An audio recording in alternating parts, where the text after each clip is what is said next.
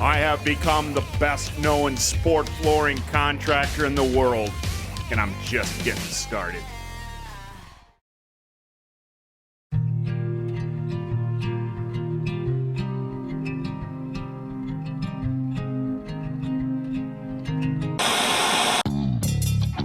Hello, this is Paul Nelson with Western Sport Floors, Wyoming Wood Floors, coming to you today from Clinton, Montana. Today we're going to talk bleacher blocking.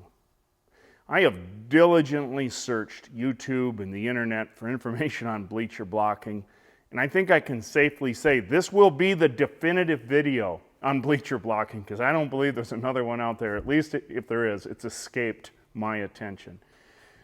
What bleacher blocking is, most gymnasium floor systems will have some kind of a suspension system underneath the plywood, underneath the maple. So all you see really is the maple and the graphics on top, but there's usually also plywood and some kind of a rubber pad underneath your gymnasium floor system. And what that does, that pad, is it gives just a little bit of shock absorption, so that athlete's hips, knees, and ankles don't have to absorb the total impact when he's or she is coming down from the basket and they come onto that floor. That floor system will absorb some of that impact for that athlete. Now, under the bleachers themselves, we don't want as much, if any, suspension, because the bleachers tend to be heavy, hence the name bleacher blocking. Basically, we take plywood, the same size as the pads, and we simply staple on the plywood. On some systems, we'll actually remove the pads. Some systems we don't. We'll just put the plywood right next in a strip right next to the pads. Okay? That's a solid blocking. What I just demonstrated is solid blocking, and we'll do that under the bank of the bleachers right up next to the wall. Coming out then from the bleachers, we'll do blocking that's 3/16 of an inch less. That's the Robbins recommendation. So on a 7/16 inch bleacher, if we take 3/16 off of 7/16, you're left with 4/16, which is 1/4 inch. So we'd actually bleacher block with a 1/4 inch coming out from the bleachers, and that'll vary a little bit, but a rough rule of thumb is we'll come out about 1 foot per row of bleachers. So if it's a 10-row stack, we'll come out 10 feet with our bleacher blocking, 3/16 of an inch less than the pads. Okay? The idea being that you stack that bleacher full of people, they're up there jumping around all excited because the game is good, and if they bottom out that floor system, depress that floor system, it'll bottom out on the bleacher blocking. We will also bleacher block at doorways, and typically at doorways we'll solid bleacher block, meaning we'll use plywood the same size as our pads. And the reason is, right at the doorways, when somebody's bringing in a big stack of chairs that may weigh 500, 600, 700 pounds, or a grand piano, we don't want any flex right at that doorway because that tends to chew up that threshold. So by bleacher blocking, just a fairly small area, 3x3 or 4x4, right in front of that door, solid, it does tend to make those thresholds last longer. That's our little trick. I don't know if other people do it, but it is something that we've done to try and save those thresholds a little bit. But what I thought I would demonstrate today is I think we over bleacher block. It's just my opinion. Architects and project managers want so much bleacher blocking here, there, and everywhere, and we just do it. But I'm trying to demonstrate that we're probably over bleacher blocking. I have here a 20-ton jack, which is 40,000 pounds. It's got a little about 6x10 foot on it, and we'll see what happens when we put this floor system under this jack.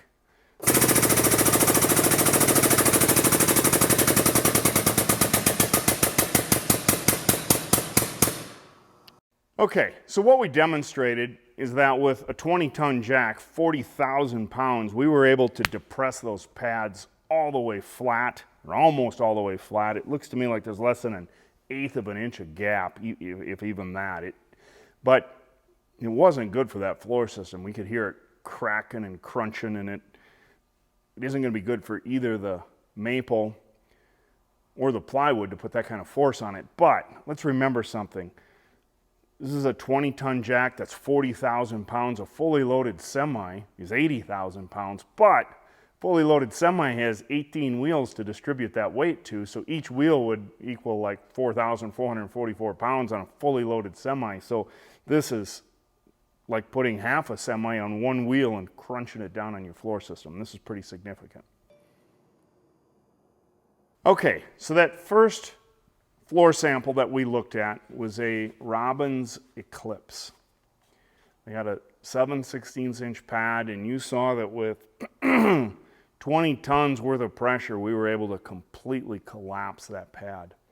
Now, Robbins actually offers a product in the Eclipse called the Eclipse SB. The SB stands for self-blocking, self-blocking. So here's how that works. What they've done is they've routed out a channel on the back side of this floor system, and the pads actually sit in the channel. The channel represents about half the depth of that pad, or in that neighborhood of 3/16 to 4/16, right in that neighborhood. So let's see what happens when we really put the stress test. Now, mind you, this is non-scientific and certainly not authorized by Robbins. This is my unscientific, unauthorized stress test for an Eclipse SB.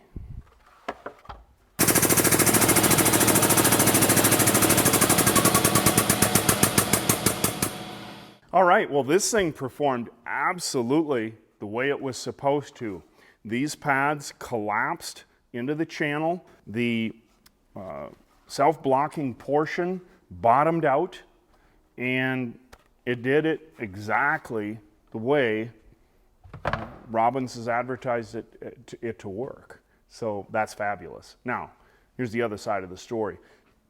If you're running machinery and lifts across your gym floor that's big enough to collapse this floor system down into the floor, I greatly suspect you're doing damage to other components of your floor. Maybe your suspension system isn't immediately getting hurt, but I really suspect you're going to be breaking plywood, breaking tongues on this on your maple, and in no time at all needing a replaced floor. So although that system does work, it would work if you know, just packed the house for a championship game and there was just a whole bunch of people in your bleachers, it would work. But I certainly wouldn't recommend driving a 60,000 pound lift across your floor on a real regular basis. So that's my 2 cents on bleacher blocking and my unauthorized test. Unscientific as all get out, but I hope it provided some useful information. For Western Sport Floors and Wyoming Wood Floors, this is Paul Nelson. You make it a great day.